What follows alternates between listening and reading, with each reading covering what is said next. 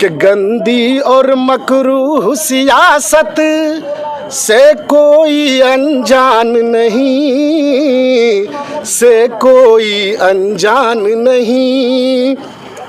इनकी जान पे बन आ जाए इतनी कोई बेजान नहीं, इतनी कोई बेजान नहीं।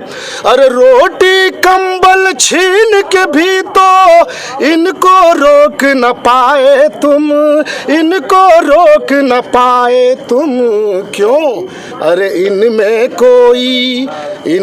कोई लक्ष्मी बाई है, रज़िया सुल्तान कोई है, रज़िया सुल्तान कोई। बहन साक्षी मलिक से कहूँगा कि पीछे मत हटना, आप अपना संघर्ष जारी रखो। हम बिहार से आए हैं और इंशाल्लाह पूरा बिहार, पूरा देश आपके साथ है। देखिए, वो एक मंत्री हैं स्मृति ईरानी जी, और वो भी एक आर्टिस्ट है। और मैं स्मृति ईरानी जी से गुजारिश करूँगा कि आइए, पहले जिस तरह से आप सिलेंडर को सर पे उठा करके और चीज़ों को उठा करके जब आंदोलन करते थे दूसरी सरकारों के खिलाफ, आज आपकी सरकार है, आज आप एक कदम आगे बढ़ करके इन बहनों को, इन बेटियों को गले से लगा करके इनकी बातों को सुने और सरकार में जाकर के अपनी बात को रखती, तो आपका कद और ऊंचा हो जाता, आप छोटी नहीं हो जाएंगी, आपका मर्यादा बड़ा हो जाएगा। इतना कहना चाहूँगा। भूषण कह रहे हैं कि अगर अमित शाह जी, जेपी नड्डा जी या पीएम मोदी जी कह देंगे तब हम इस्तीफा देंगे, क्या कहेंगे? देखिए, उनकी अपनी एक जिम्मेदारी होती है, वो सांसद है, वो कोई छोटी चीज़ नहीं है। और जिस मतलब WFI के आई के क्या है ये, इसके अध्यक्ष हैं ये, और इनका शायद मतलब कार्यकाल भी समाप्त हो गया है या होने वाला है, मैं पूरी तरह से नहीं जानता। लेकिन आप इनके अध्यक्ष रहे, एक सदर होने के नाते इन बेटियों का आपने सरपरस्ती की है, और आज ये बेटियां ये इल्ज़ाम लगा रही हैं या आपने किया होगा इस तरह से, तो आप अपने पद से इस्तीफा दे दीजिए और हट जाइए। और सरकार अगर आज चाहे, इनके साथ अगर इंसाफ बेटियों को दिलाना चाहे, तो बृजभूषण सिंह आज जेल के अंदर में होंगे, तिहाड़ में होंगे आने वाले दिनों में, देखिएगा। आपको क्या लग रहा है, कौन बचा रहा है इनको? सरकार, बिल्कुल जिम्मेदारी सरकार की है, बिल्कुल सरकार बचा रहे हैं। सरकार अगर नहीं बचाती तो बृजभूषण सिंह इतनी बड़ी चीज़ नहीं है, ये देश की बेटियों से ज़्यादा बढ़ करके वो नहीं है। बृजभूषण सिंह को एक क्षेत्र का नेता हो सकता है, ये देश की बेटी पूरे देश का सर ऊंचा किया है विदेशों में जाकर के, इसलिए बृजभूषण सिंह इनसे बड़ा नहीं है। बृजभूषण टीवी पर बैठ के इंटरव्यू दे रहे हैं, अलग अलग बयान देने कह रहे हैं कि ये लोग यहाँ पर राजनीति कर रहे हैं। कोई राजनीति नहीं, बेटियों को देखो, आर्टिस्ट हो या कोई खिलाड़ी हो, स्पोर्ट्समैन को राजनीति से क्या लेना देना? साक्षी मलिक को क्या मतलब सांसद बनना है क्या?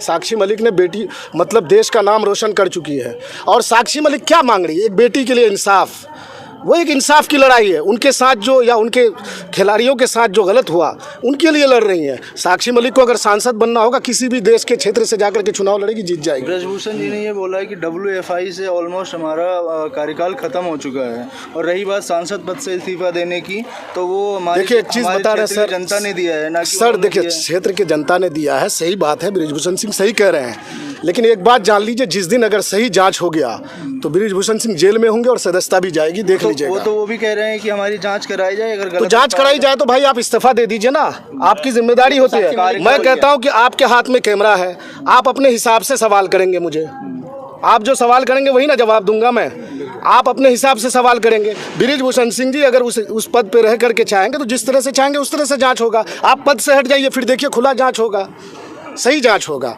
इंडियन एक्सप्रेस देखा आप लोगों ने, उसमें बाकायदा एक बड़ी स्टोरी लगी हुई है, किस प्रकार से शिक्षा यौन शोषण की जो पीड़िता लड़कियां हैं, गोल्ड मेडल विजेता या बिना मेडल वाली, उनकी शिकायतों को आपने सुना।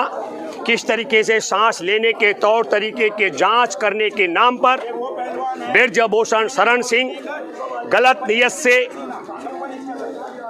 पहलवान बेटियों के छाती और पेट को छूता था, मतलब मेरी जुबान रुक रही है ऐसे शब्द बोलते हुए भी, आप समझ सकते हैं। मुझे लगता है आज की तारीख में देश के प्रधानमंत्री नरेंद्र मोदी का नैतिक जिम्मेदारी बनती है कि प्रधानमंत्री नरेंद्र मोदी नैतिकता के आधार पर बृजभूषण शरण सिंह से कहें कि वह भारतीय कुश्ती महासंघ के अध्यक्ष पद का त्याग करें। और दूसरी बात, नैतिक तौर पर कनॉट प्लेस की पुलिस को, जो जांच अधिकारी को दबाव में ले रखा है, जो मुकदमा दर्ज होने के बावजूद ब्रजभूषण शरण सिंह को गिरफ्तार नहीं कर पा रहे हैं, उस पुलिस से कहे कि वह ब्रजभूषण शरण सिंह को गिरफ्तार करे। और तीसरी महत्वपूर्ण बात, इतने बड़े खुलासे के बाद मैं अपनी बात जोर देकर कहना चाहता हूं, काश अगर हमारे देश में सुप्रीम कोर्ट के मुख्य न्यायाधीश जी ने एफआईआर दर्ज न करने वाले पुलिसकर्मियों को दंडित किया होता तो आज ये लड़कियां खुले आसमान के नीचे अब तक न बैठी होती, क्योंकि उस पुलिसकर्मी को दंड मिलने के बाद, एफआईआर दर्ज करने के बाद जो जांच अधिकारी तैनात हुआ, उसकी जिम्मेदारी बनती थी, उसने जाना था और ब्रजभूषण शरण सिंह को गिरफ्तार करना था। मैं आपके दर्शकों को बताना चाहता हूं, कई लोगों के मन में यह गलतफहमी होगी कि सुप्रीम कोर्ट के मुख्य न्यायाधीश की अध्यक्षता वाली बेंच ने कोई बहुत बड़ा काम किया। जो कानून पहले से मौजूद था, उसी कानून के मुताबिक कहा गया कि यह शिकायत एफआईआर में तब्दील की जानी चाहिए। लेकिन बड़ा सवाल है कि एफआईआर में तब्दील क्यों नहीं की गई। ये कोई बहुत साफ, कपिल सिब्बल जैसे वरिष्ठ अधिवक्ता राजनेता गए थे, यही शिकायत थी कि कनॉट प्लेस थाने की पुलिस ने यौन शोषण की शिकायत पर एफआईआर दर्ज नहीं की।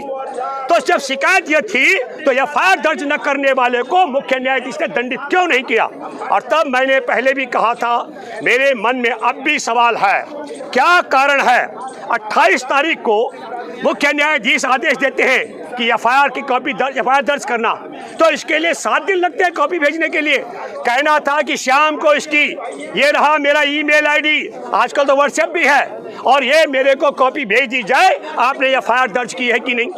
उसके लिए योजनाबद्ध तरीके से 7 दिन का समय दिया गया। मैं अपनी बात पर कायम हूँ और कायम रहूँगा।